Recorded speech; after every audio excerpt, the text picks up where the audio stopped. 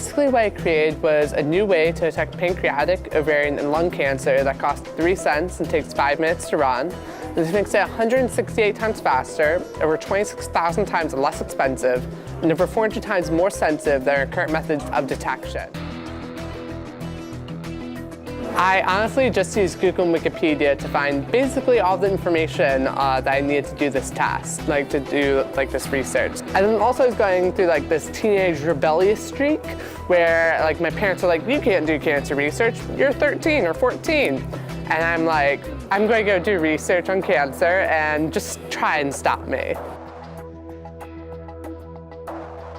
A lot of people like calling me a genius. I don't really agree with that at all. I kind of view myself as some clumsy teenager who bumbles around the lab and occasionally gets lucky.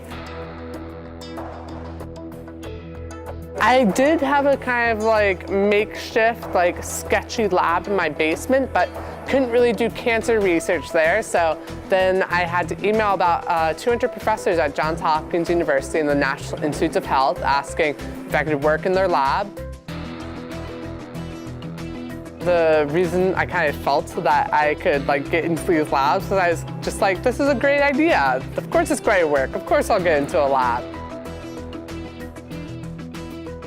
I really think that one of the most important things that my generation needs is, first off, an internet connection. Right now, 85% of the world's population doesn't have access to the internet, and that is an absolute travesty. We're wasting so much human potential. And so first off, I think that we really need to lift those people out of knowledge poverty, as I call it. We need open access to information when we're on the internet. I mean, basically 90% of all scientific articles are locked behind paywalls and are really inaccessible to the general population. So I really feel as if when we do free up information, when anyone is able to innovate, then I think that's when we're truly going to have these big breakthroughs that we've been needing.